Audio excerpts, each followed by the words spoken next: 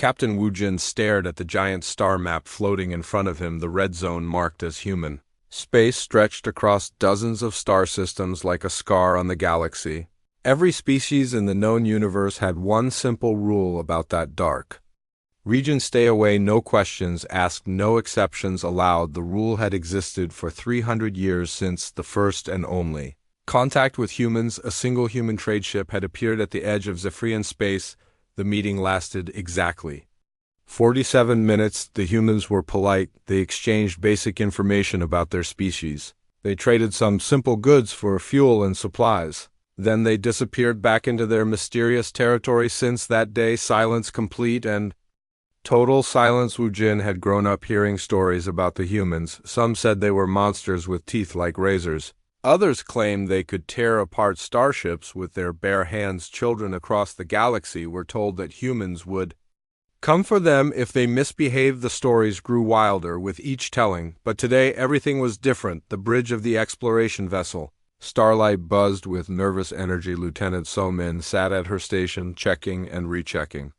The sensor readings her usually calm face showed worry lines that had not been there an hour ago. She was the best tactical officer in the galactic fleet, but even she looked scared. Engineer Taeho worked frantically at his console, his tools scattered across the floor as he tried to make sense of the readings. His hands shook as he calibrated the sensors for the third time. The numbers could not be right. They had to be wrong. Navigator the Jin stood frozen at the star chart, her finger pointing at the source of the signal. It came from deep inside human space. The energy signature was unlike anything in their databases. It was powerful enough to be detected across half the galaxy. Dr. Minho paced behind them. All his medical training had taught him to stay calm under pressure, but this was different. This was the kind of discovery that changed everything. The kind that made people wish they had never found it. The communication system crackled to life. Admiral Kongde's voice filled the bridge. He was the head of Galactic Fleet Command, and his voice never showed emotion, but today it trembled slightly. Your ship has been selected for a special mission, Captain Wujin. You will investigate the energy signature from human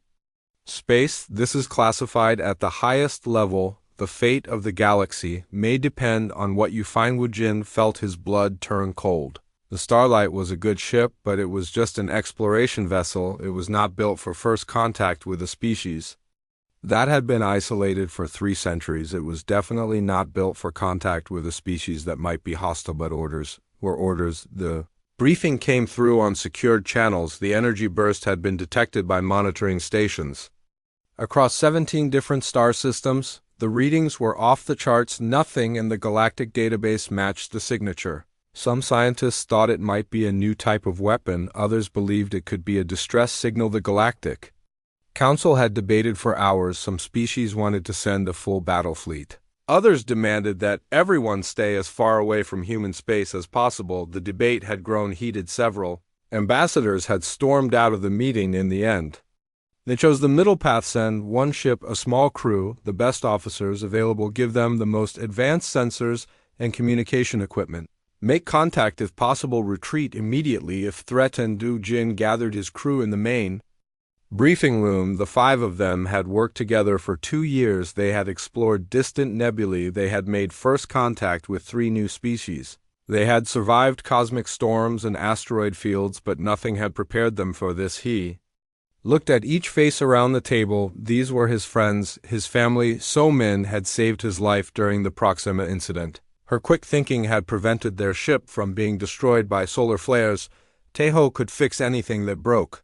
In space, he had once repaired their hyperdrive using nothing but spare parts and determination. Ijin knew every safe route through the galaxy. She had navigated them through the Magellan maze when their computers failed. Her sense of direction was legendary among the fleet. Minho had patched up more crew members than any other doctor in the service. He had brought people back from the edge of death with nothing but basic medical supplies. These were good people, brave people, but they were about to face the unknown. The star charts showed human space in detail. For the first time in centuries, the region contained hundreds of star systems.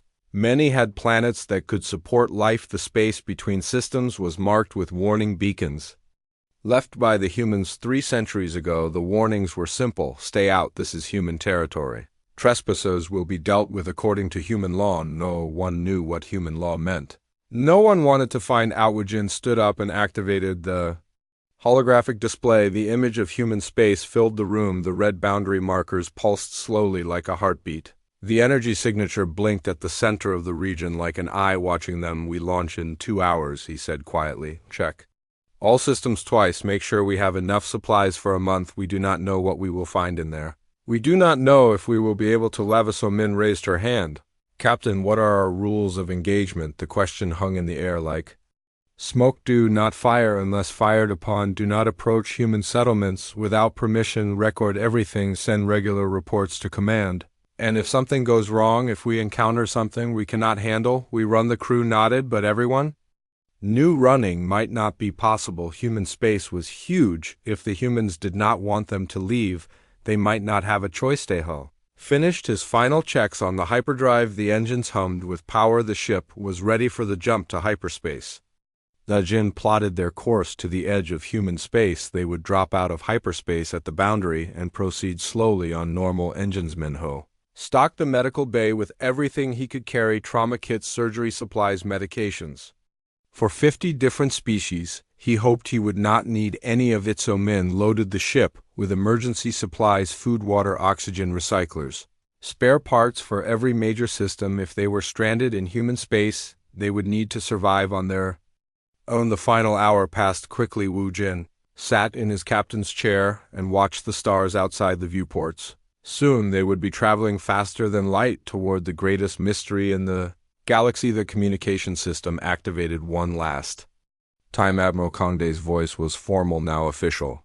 This is a historic moment, Captain. You are about to become the first non-human to enter human space in 3 centuries. Whatever you find, remember that the safety of the galaxy depends on your report. The hyperspace engines activated with a low hum. The stars outside began to stretch into lines of light. The starlight jumped forward into the void, carrying its crew toward answers that might change everything. In the depths of space, something waited for them, something that had been preparing for this moment for 300 years, something that would show them why humans had been left alone for so long. The galaxy was about to learn that some mysteries were kept secret for very good reasons. The starlight dropped out of hyperspace at the edge of human space, and immediately every alarm on the ship started screaming. Lieutenant Somin stared at her sensor display in complete shock. The readings were impossible. The energy levels were beyond anything she had ever seen. Captain Wu Jin gripped his chair as the ship shook from the massive energy waves washing over them. In the distance, through the main view screen, they could see something that made no sense. Massive structures floated in the void between stars. Each one was the size of a small moon, but they were not natural. These were cities built in space, connected by streams of light that had to be ships moving between them. The technology was far beyond anything the galaxy had ever achieved. The structures were powered by what looked like artificial stars glowing with controlled nuclear fire. Engineer Teho ran his hands through his hair as he tried to process what his instruments were telling him. The humans had not just built space stations, they had built an entire civilization in the void. They had created their own suns. They had turned empty space into a garden of light and life. Navigator the Jin counted the structures on her display. There were thousands of them spread across dozens of star systems. Each one was unique. Some looked like massive rings spinning slowly around central cores. Others were shaped like flowers with petals that moved to catch the light from their artificial stars. Dr. Minho stood behind them all, watching the display with wide eyes. The medical scanners were picking up life signs from the structures, millions of them. The humans had not just survived in isolation, they had thrived. They had built something magnificent. Suddenly, the communication system activated without warning. A voice spoke in perfect galactic common, the universal language used by all species. The voice was calm, friendly, but underneath it carried power that made the entire crew feel small. Welcome to human space. I am Admiral Hyan Wu of the Terran Defense Force. We have been expecting you. A hologram materialized on the bridge, showing a human male in a simple uniform. He looked ordinary enough, with dark hair and kind eyes, but there was something about him that commanded respect. His presence filled the room, even though he was Just a projection. Wu Jin found his voice after a moment of stunned silence. You have been expecting us, the human admiral smiled. Yes, Captain, we have been monitoring your communications since you left your home port. We knew someone would eventually come to investigate our little test, Wu Jin repeated. The word came out as a whisper. The signal that brought you here was generated by our newest defensive system.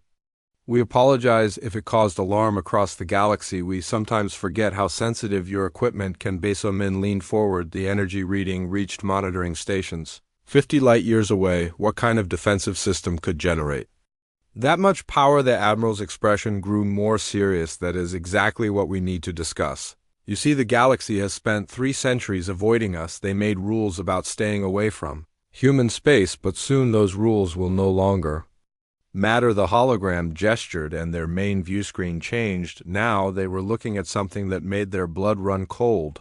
A fleet of human ships hung in space near one of the cities, but these were not ordinary vessels. Each ship was the size of a city itself. The hulls were dark metal that seemed to absorb light. The weapon systems were unlike anything in the galactic database. They looked like they could tear apart planets. The ships were arranged in perfect formation, stretching as far as the eye could see. This is Patrol Fleet 7, the Admiral explained casually, one of our smaller defensive units. We have been building our forces for quite some time. Tejo's voice cracked as he spoke. How many ships do you have? The Admiral paused, as if calculating the exact number is classified, but I can tell you that this fleet represents less than 1% of our total military capacity. Crew exchanged glances of pure terror. 1%? These ships could destroy any fleet in the galaxy, and they were barely a fraction of human military power. Jin stepped forward.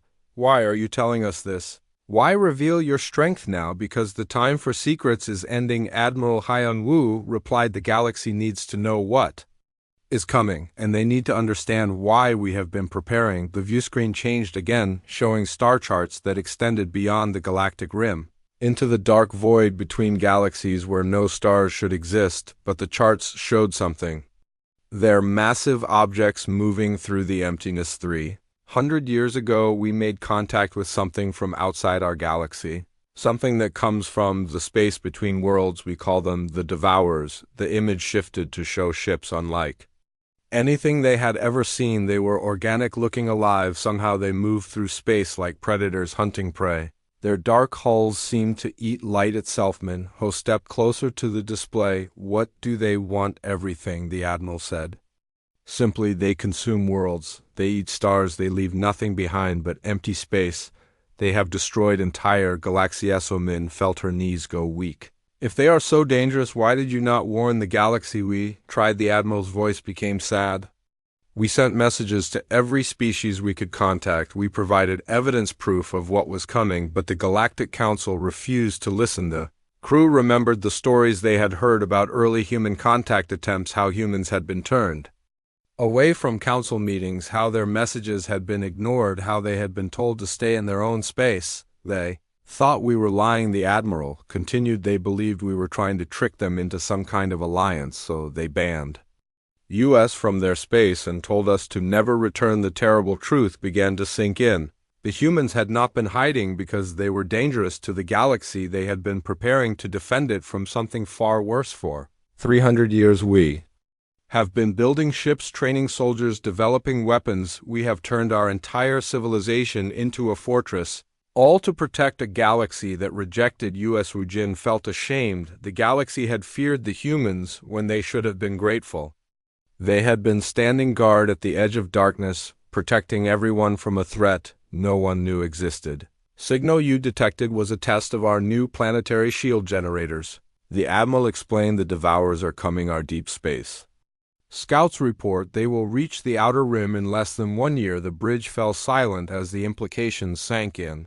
In less than a year, creatures that could eat entire star systems would arrive at the galaxy's edge, and only the humans were ready to face them. What do you need from us? Wu Jin asked. The Admiral smiled for the first time since the conversation began.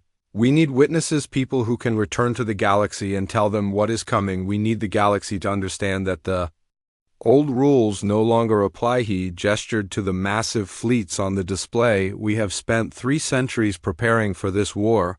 But we cannot win it alone. We need allies. We need the galaxy to trust us. The crew looked at each other. They had come here expecting to find monsters. Instead, they had found guardians, protectors who had sacrificed everything to defend a galaxy that had turned its back on them. Will you help us? Admiral Hyan Wu asked. Will you carry our message back to the Galaxy? Wu Jin straightened in his chair. We will, but first we need to see more. We need proof that the galaxy will believe. The Admiral nodded. I was hoping you would say that. Welcome to the war, Captain. Welcome to the fight for the future of all life in the galaxy. The hologram flickered and disappeared, leaving the crew alone with the knowledge that everything they thought they knew about the universe was. The humans were not the enemy. They were the only thing standing between civilization and complete destruction, and time was running out. Admiral Hyan Wu invited the crew to visit one of the massive human cities floating in space. The Starlight docked at a structure that was larger than most planets. As they walked through the airlock, Wu Jin felt like he was entering another world. Corridors were wide and filled with soft light that seemed to come from the walls themselves. Humans moved past them, going about their daily lives. They wore simple clothes and carried themselves with quiet confidence. Children played in open spaces under artificial skies that looked so real it was hard to believe they were deep in space. Engineer Teho stopped to stare at a group of human children playing what looked like a simple game of catch, but the ball they were using floated in the air without any visible support. The children moved it around with small gestures of their hands. Advanced gravity manipulation, Admiral Hyan Wu explained casually when he noticed their amazement. Every human child learns to use basic physics as naturally as walking. It is part of our education system. Dr. Minho watched the families eating together in what looked like outdoor cafes. The food was fresh and colorful. The atmosphere was peaceful and normal, but they were millions of miles from the nearest planet. Everything they saw was artificial, created by human technology. Navigator the Jin studied the architecture. The buildings seemed to grow from the floor like living things. The walls curved and flowed in patterns that were both beautiful and practical. Every surface seemed to serve multiple purposes. Lieutenant So Min noticed something else about the humans they passed. None of them seemed afraid of the alien visitors. They nodded politely and went about their business. But there was something in their eyes, a knowledge that the galaxy did not share. They look at us like we are children. Dr. Minho whispered to Captain Wu Jin, like they know something terrible that we do not. Admiral Hyan Wu led them to a massive chamber filled with displays showing star maps and tactical information, but these maps were different from anything the Galactic Council had. They showed regions of space that had never been explored, dark areas beyond the galactic rim where the void between galaxies stretched endlessly. Human technicians worked at stations throughout the chamber. Their hands moved over controls that seemed to respond to thought as much as touch. The displays showed information flowing faster than any organic mind could process. 300 years ago, our deep space exploration ships made contact with something in the void between galaxies. Admiral Hyan Wu began, his voice echoing in the vast chamber. The first contact was brief. Our ship barely escaped. The main display activated, showing images that made the crew step backward involuntarily. Massive ships, darker than space itself, moved through the emptiness between stars. They were not built by any known technology. They looked alive, grown rather than constructed. We call them the Devourers because that is what they do. They consume everything in their path: planets, stars, entire solar systems. They leave nothing behind but empty space and death. So Min moved closer to the display. The ships shone. They were enormous. Each one was the size of a moon, but they moved with the fluid grace of living creatures. What are they exactly? We believe they are a form of life that evolved in the void between galaxies, the Admiral explained. They feed on matter and energy. They have been traveling through space for millions of years, consuming everything they encounter. The display changed, showing the path of destruction. The Devourers had left behind entire star systems, reduced to empty space civilizations that had existed for thousands of years, simply erased from existence. Our first contact team managed to place a tracking device on one of their ships before escaping. Admiral Hyan Wu continued, we have been monitoring their movement ever since they are heading directly for our Galaxy. Jin studied the tactical displays. How fast are they moving at? Their current rate, they will reach the outer rim in 10 months, the Admiral replied, but they are accelerating. Something has attracted their attention, Wu Jin felt a chill run down his spine. What could attract them to our galaxy? The same thing that attracted them to every other galaxy they have consumed.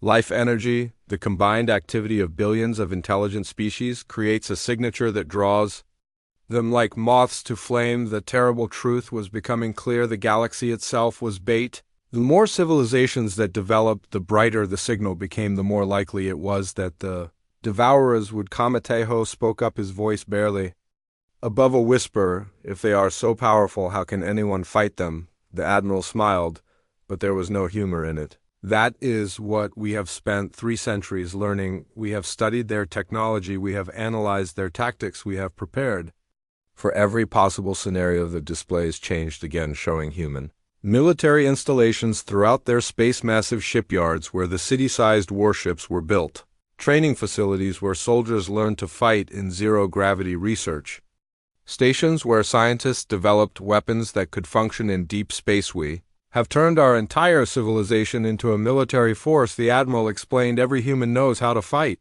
Every city can become a fortress. Every civilian can become a soldier if necessary. Minho looked around the chamber at the humans working calmly at their stations. But you have families, children. How can you live normal lives knowing this threat exists? Because normal life is what we are fighting to preserve. Admiral Hyunwoo replied, our children play and learn and grow because we have made sure they can. Our families are safe because we have built the defenses to protect them. The display showed more human fleets stationed throughout their space. Each one was massive, containing thousands of ships. The firepower represented was beyond anything the galaxy had ever seen, but there was something else in the displays, something that made the crew realize the true scope of human preparation. These were not just military forces, they were entire mobile civilization ships that could survive in deep space for decades if necessary. We are not just preparing to fight the devourers, the Admiral explained, we are preparing to evacuate the galaxy. If necessary, every human city can move, every fleet can carry refugees. We have contingency plans for every possible outcome. So Min understood. First, the humans were not just defending their own space. They were preparing to save everyone, even the species that had rejected them, even the civilizations that had feared them. Why? Wu Jin asked the question that was in everyone's mind. Why would you sacrifice everything for a galaxy that turned its back on youth? Admiral was quiet for a long moment. When he spoke, his voice was soft but filled with conviction, because it is the right thing to do, because every species deserves the chance to survive. Because we are all in this together, whether we realize it or no. The gestured to the displays around them. We have the technology, we have the weapons, we have the knowledge, but we cannot win this war alone. We need allies. We need the galaxy to trust us. The crew looked at each other. They had come here expecting to find monsters. Instead, they had found the galaxy's greatest protectors, people who had spent 3 centuries preparing to defend civilizations that had never trusted them. What do you need from us? Wu Jin asked. Go back to the Galactic Council, Admiral Hyunwoo replied. Tell them what you have seen, show them the evidence, make them understand that the old fears and prejudices no longer matter. The displays showed the approaching Devourer fleet, still months away, but growing closer each day. The countdown had begun, and the galaxy did not even know it was in danger. Will they believe us? So Min asked. Some will, others will not. But we are running out of time to convince them. The war is coming, whether the galaxy is ready or not. The Admiral looked at each of them in turn. You have seen our cities, our fleets, our preparations. Now you must decide. Will you help us save the galaxy, or will you let fear and prejudice doom us all? The crew of the Starlight knew their answer. They had seen the truth. They had witnessed the sacrifice the humans were willing to make. They would carry the message back to the galaxy and pray that it would be enough, because time was running out and the darkness between galaxies was coming for them all. The crew of the Starlight faced an impossible choice. They could return to the Galactic Council immediately with their evidence, or they could stay and witness the first contact with the Devourers. Captain Wu Jin made the decision that would change everything. We stay, he announced to his crew. The galaxy needs to see what we are really facing. They need witnesses who can describe exactly what these creatures can do. Lieutenant So Min agreed without hesitation. The tactical data we collect could save billions of lives, Engineer Teho nodded as he studied the human weapon systems. Navigator the Jin plotted courses for emergency evacuation routes. Dr. Min-ho prepared medical supplies for both human and alien casualties. Admiral Hyun-woo was grateful for their decision. You will be stationed aboard the command ship Defender, he told them. It is our most advanced vessel and the safest place to observe the coming battle. The Defender was a massive ship that served as both a warship and a mobile city. It housed 50,000 humans and contained technology that seemed impossible. Even the artificial gravity was more advanced than anything in the galaxy. The ship could accelerate to incredible speeds without the crew feeling any. For 6 months passed as they waited. The humans used the time to make final preparations. Their scouts reported that the Devourer advance fleet was approaching faster than expected. The main invasion force was still months away, but the first scouts would arrive soon. Wu Jin spent those months learning about human military doctrine. The humans had studied every war ever fought by any species. They had analyzed every battle strategy, every victory and defeat. They had turned warfare into a science. The human soldiers were unlike anything he had ever seen. They trained constantly in zero-gravity combat.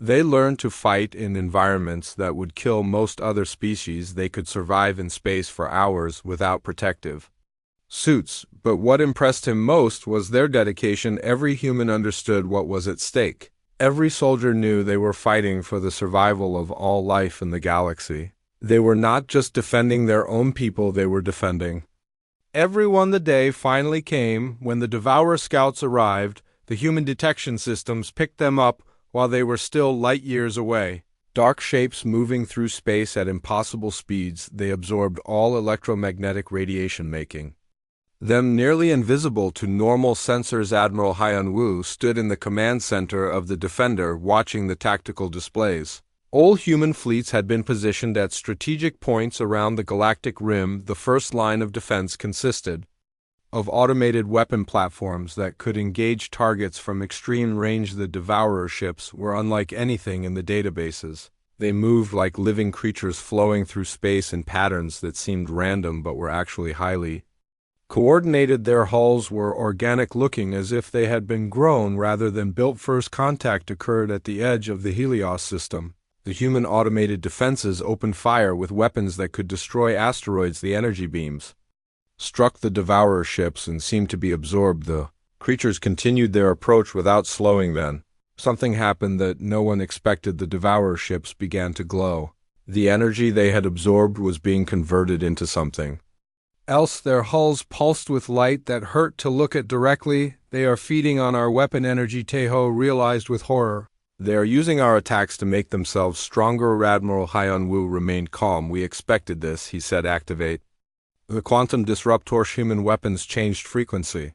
The energy beams became something else entirely. They struck the Devourer ships, and this time the effect was different. The organic hulls began to break apart. The creatures screamed across all radio frequencies. The first Devourer ship died in a flash of light that could be seen from a dozen star systems, but more were coming. Many more. The battle expanded as additional Devourer scouts arrived. The humans deployed their mobile fleets, city-sized warships that moved with surprising grace.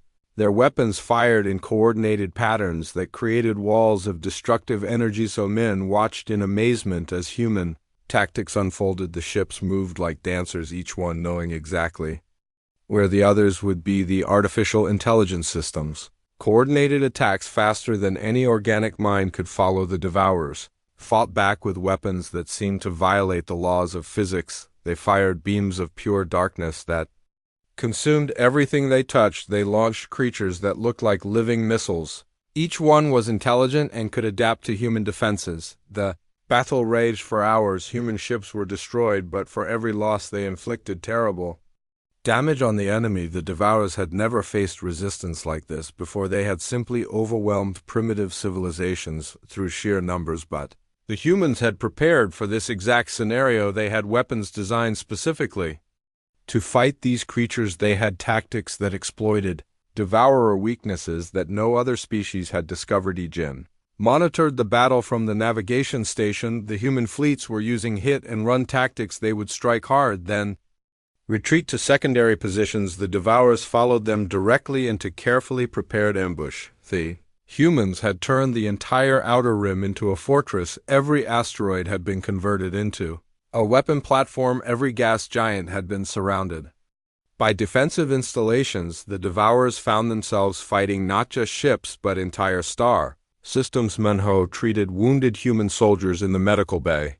He was amazed by their determination. Even badly injured, they wanted to return to the fight immediately. They understood that this was not just another battle, this was the beginning of a war for survival. The tide began to turn when the humans revealed their secret weapon, the massive energy signature that had first attracted. The starlight was not just a shield generator. It was something far more powerful. The humans had learned to weaponize the quantum field itself. They could create areas of space where the normal laws of physics did not apply. The Devourers found themselves caught in zones where their organic technology simply stopped working. The final phase of the battle was swift and decisive. The surviving Devourer scouts tried to retreat, but the humans had surrounded them. The creatures that had consumed entire galaxies were systematically destroyed by weapons they could not understand. When the last enemy ship was eliminated, the human fleets regrouped. Admiral Haiyan Wu addressed the combined forces over the communication system. This was just the beginning. He announced the main Devourer fleet is still approaching. They will arrive with millions of ships. They will not make the same mistakes their scouts made. The crew of the Starlight had recorded everything. The tactical data, the weapon effectiveness, the Devourer capabilities. It was information that could save the galaxy, but only if the other species would listen. We need to return to the Council immediately, Wu Jin told the Admiral. The galaxy must be warned about what is coming. Admiral Haiyan Wu nodded, but his expression was grim. The main fleet will arrive in 3 months, he said. If the galaxy is going to unite against this threat, it must happen now. The Starlight departed human space, carrying the most important message in galactic history. Behind them, the humans continued their preparations. They had won the first battle, but the war was just beginning. The Devourers now knew that the galaxy was defended. They would come in overwhelming numbers with new tactics and more powerful weapons. The next battle would determine the fate of all life in the known universe. As the Starlight jumped to hyperspace heading for the Galactic Council, the crew knew they carried the hopes of trillions of beings. The humans had shown that the Devourers could be defeated, but only if every species worked together. The question was whether the galaxy would overcome 3 centuries of fear and prejudice in time to save itself. The answer would determine whether civilizations would survive or whether the darkness between galaxies would consume everything. Time was running out, and the greatest test in galactic history was about to begin. The Starlight arrived at the Galactic Council station 3 days after leaving. Human Space Captain Wu Jin and his crew carried with them recordings, evidence, and first-hand testimony about the greatest threat the galaxy had ever faced. But convincing. The Council would prove harder than fighting the Devourers. The emergency session was called immediately. Representatives from 200 species gathered in the Great Assembly Hall. The air was thick with tension and fear as Wu Jin stood before the assembled delegates. He activated the holographic display showing the massive human cities floating in space. The delegates gasped as they saw the true scale of human civilization. The cities were larger than anything any species had ever built. This is what we found in human space, Wu Jin announced, his voice carrying across the vast chamber. The humans have not been hiding because they are dangerous to us. They have been preparing to defend us from something far worse. The display changed to show the battle footage, the organic Devourer ships moving through space like living nightmares. The human weapons firing coordinated patterns of destruction. The final moments when the enemy scouts were eliminated. The assembly erupted in chaos. Some delegates shouted in disbelief. Others demanded more proof. A few species accused the humans of staging the entire event to trick the galaxy into an alliance ambassador. Yuki from the Centauri Union stood up. These images could be fabricated, she declared.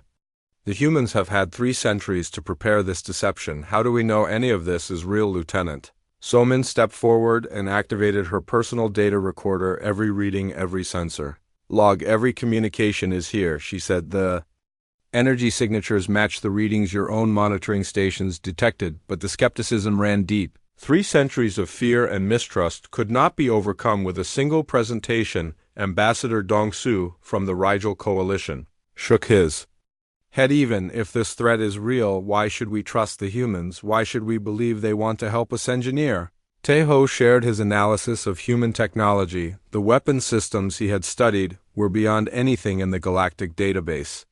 But they were clearly designed for defense, not conquest. The humans could have conquered the galaxy centuries ago, if that had been their goal. Navigator Dejin presented the star charts showing the Devourer approach route. The enemy fleet was still months away, but it was massive, millions of ships moving in coordinated formation. The scale was beyond anything the galaxy had ever seen. Dr. Minho described the human medical facilities he had visited. The hospitals were equipped to treat wounded from hundreds of different species. The humans had been preparing to save everyone, not just themselves. The debate raged for hours. Some species wanted to surrender immediately, others proposed hiding in the deepest parts of the galaxy. A few brave voices called for accepting human leadership, but they were shouted down. Ambassador Junho from the Vega Principality stood up slowly. He was old and respected. His words carried weight.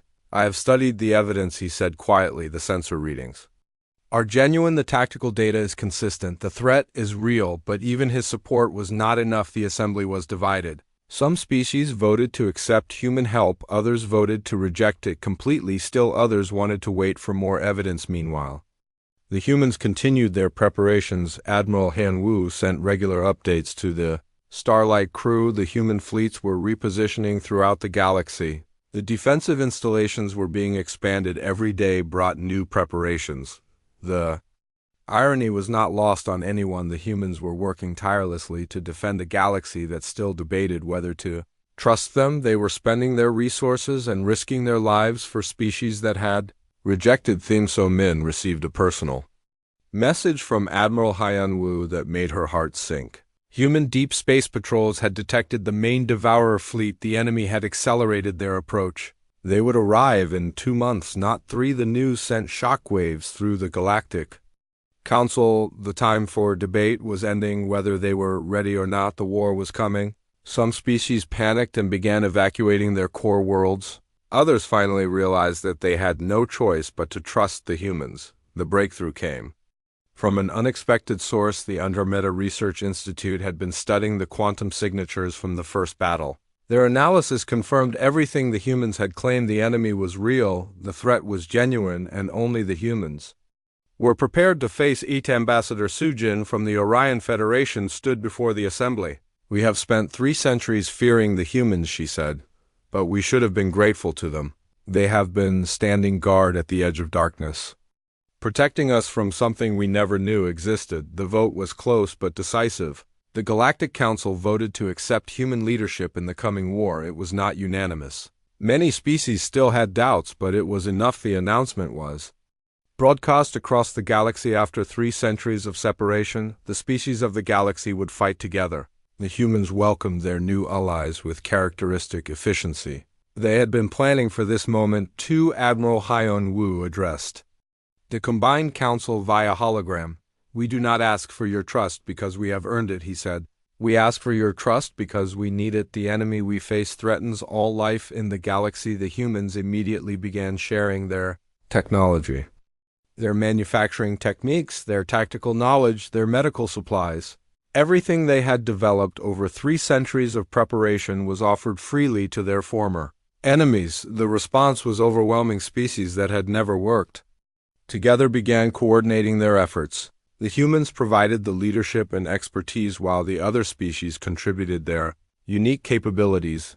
The Centauri Union had the fastest ships in the galaxy. The Rigel Coalition had the most advanced sensor networks. The Vega Principality had the best communication systems. Each species brought something valuable to the Alliance. Wu Jin found himself appointed as a liaison between the human command and the galactic forces. His crew was split up to serve on different ships, sharing their knowledge of human tactics and technology. The massive combined fleet that assembled at the galactic rim was unlike anything in recorded history. Ships from 1,000 different species fought alongside Human vessels, the diversity was staggering, but the unity was real. The humans had done more than just prepare for war. They had prepared for peace. They had studied every species in the galaxy. They knew how to work with different cultures, different technologies, different ways of thinking. The final preparations were completed just in time. The Devourer main fleet arrived at the edge of the galaxy like a wave of darkness.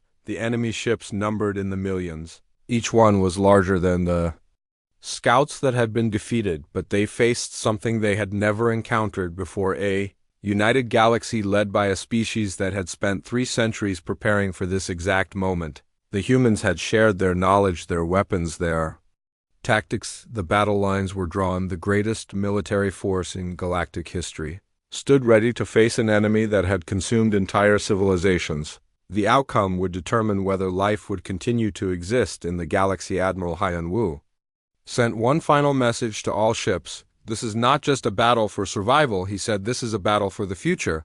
We fight not just for ourselves, but for every species that will ever exist. The crew of the Starlight now scattered across the fleet, prepared for the battle that would determine everything. They had started this journey as explorers. They had become witnesses to the greatest alliance in galactic history. The Devourers had come expecting to find a galaxy divided by fear and mistrust. Instead, they found unity, they found determination, they found hope. The war for the galaxy was about to begin.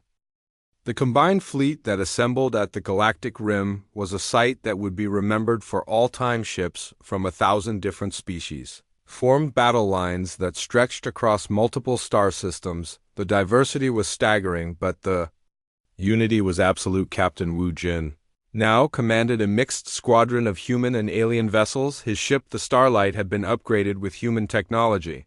The weapon systems were more powerful than anything he had ever dreamed of. The shields could withstand attacks that would have destroyed his old ship instantly. Lieutenant Somin served as tactical coordinator for the entire fleet. Her knowledge of human battle techniques, combined with her understanding of alien capabilities, made her invaluable. The humans had given her access to their most advanced strategic systems engineer. Teho worked with human technicians to maintain the mixed fleets. The different technologies had been integrated in ways that should have been impossible. Human quantum systems powered alien weapons, alien sensors, enhanced human targeting systems. Navigator the Jin used her expertise to coordinate the movement of thousands of ships across multiple star systems. The scale was beyond anything ever attempted in galactic history. The logistics alone were staggering. Dr. Minho established medical stations throughout the fleet. Human medical technology was being used to treat wounded from hundreds of different species. The cooperation was perfect despite the fact that most of these species had never worked together before. The enemy arrived like a plague of darkness. The main Devourer fleet emerged from hyperspace in waves. Each wave contained more ships than the entire combined fleet. The organic vessels moved in patterns that hurt to look at directly. The Devourers had learned from their earlier defeat. The scout ships had transmitted tactical information before they died. The main fleet came prepared for the weapons and tactics that had destroyed their advanced forces. Admiral Hanwoo coordinated the defense from the massive command ship Unity. The name had been chosen carefully. This was not just a human vessel, it was the symbol of galactic cooperation. The bridge crew included representatives from dozens of species. The battle began with long-range engagements. The human quantum weapons fired first, creating zones of disrupted space-time where the Devourers could not function properly. But the enemy had adapted. They used smaller ships as shields, protecting their larger vessels. The Devourer response was devastating. They fired weapons that seemed to eat space itself. Dark beams that consumed everything they touched, launched living missiles that could think and adapt, deployed creatures that fed on energy and grew stronger. The first day of battle was brutal. Both sides suffered terrible losses. Human ships were destroyed along with vessels from dozens of other species. The Devourers lost thousands of ships, but they had millions more. Wu Jin led his squadron in a desperate attack on a Devourer command ship. The creature was the size of a small moon, its organic hull pulsing with malevolent life. His mixed force of human and alien ships worked in perfect coordination. The battle tactics were unlike anything ever seen. Human precision combined with alien intuition. Centauri speed merged with Rigel firepower, vegan communication systems coordinated. Orion defensive formations, the Devourers found themselves facing something they had never encountered before, an enemy that fought not just for survival, but for each other. The species that had once feared and mistrusted each other now protected each other with their lives. The turning point came on the second day when the humans revealed their final weapon. Admiral Hyun-woo had been holding back their most powerful technology, waiting for the right moment. The shield generators that had first attracted the Starlight were not just defensive systems. They were reality manipulators, devices that could alter the fundamental laws of physics in localized areas. The humans had learned to weaponize space itself. They could create zones where the Devourer's organic technology simply could not function. Effect was immediate and devastating. Devourer ships found themselves trapped in areas where their weapons would not fire, where their hulls lost cohesion, where their organic systems died. The creatures that had seemed invincible began to fall, but the humans did not use this weapon alone. They coordinated with their allies to maximize its effectiveness. Alien ships provided targeting data while human reality manipulators created kill zones. The cooperation was flawless. Omin watched from the tactical center as the battle shifted. The Devourers were being pushed back for the first time in the war. The combined fleet was working as a single organism, each species contributing their unique strengths. The third day brought the final assault. The surviving Devourer ships concentrated their remaining forces for one last desperate attack. They threw everything they had at the combined fleet, hoping to break through the defenses. The battle was chaos on a scale that defied description. Millions of ships engaged in combat across dozens of star systems. The space between worlds was filled with explosions, energy beams, and the screams of dying. Kriatristeho fought to keep his ship's systems running as they took hit after hit. The human technology held firm, but the alien components were failing. The integration was perfect, but the stress was beyond anything the systems were designed. Forijin coordinated the final movements of the combined fleet. The humans had one last strategy, a plan that would either win the war or destroy everything. The entire fleet would concentrate their fire on the largest Devourer vessel. The enemy flagship was a creature beyond description. It was the size of a large moon, its organic hull covered in weapons that fired beams of pure darkness. It commanded the entire Devourer fleet, coordinating their attacks with telepathic precision. The combined fleet converged on the flagship from all directions. Human reality manipulators created corridors of altered space, while alien ships provided covering fire. The coordination was perfect, despite the fact that most of these species had been enemies. Just months before, the assault on the Devourer flagship was unlike anything ever attempted in galactic warfare. Every ship in the combined fleet fired simultaneously. Human quantum weapons, alien plasma cannons, energy beams from 100 different technologies, all focused on a single target. The flagship fought back with weapons that tore holes in space itself. Dark energy lanced out, destroying entire squadrons in seconds, but for every ship lost, 10 more took its place. The galaxy had united against this threat, and nothing would stop. Themenho worked frantically in the medical bay, treating casualties from the final assault. The wounded came from dozens of different species, but they all fought for the same cause. They had put aside centuries of differences to face this common enemy. The moment of victory came when the human reality manipulators finally penetrated the flagship's defenses. The massive creature found itself caught in a zone where its organic systems could not function. Its weapons failed, its defenses. Kalipsedwojin led the final attack run. His mixed squadron poured fire into the dying flagship. The creature that had commanded millions of ships began to break apart. Its death screams echoed across all radio frequencies. As the flagship died, the remaining Devourer ships lost their coordination without their telepathic commander. They became confused, disorganized. The combined fleet moved in for the final strikes. The last Devourer ship was destroyed as the third day ended. The creatures that had consumed entire galaxies were finally defeated. The space around the galactic rim was filled with debris from both sides, but the galaxy had survived. Admiral Hyun-woo addressed the combined fleet over all frequencies. Today we have proven that no force in the universe can stand against us when we are united, he said. The Devourers came from the darkness between galaxies, but they found light here, light that will never be extinguished. The celebration that followed was heard across the galaxy. Every species that had contributed to the victory shared in the triumph, but the humans did not celebrate. They were already planning for the next threat, preparing for the next challenge. In the weeks that followed, the barriers between human space and the rest of the galaxy came down completely.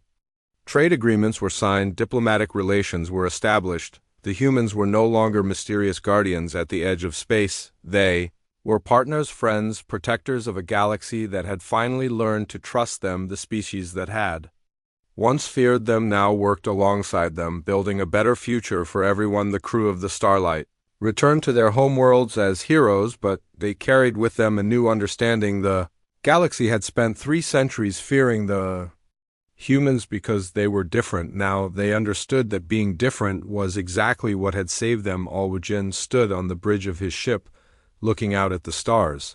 The galaxy was safe, the Devourers were gone, the future was bright. But he knew that somewhere out there new threats might be waiting. The humans had taught them all a valuable lesson. Unity was not just about working together. It was about accepting differences, embracing diversity, and standing together against any force that threatened their way of life. So Min remained with the human fleet as a permanent liaison. Her expertise in combined fleet tactics made her invaluable. The humans welcomed her as one of their own, while her own species celebrated her contributions. Steho established new engineering programs that combined human and alien technologies. The innovations that came from this cooperation pushed the boundaries of what was possible. New ships, new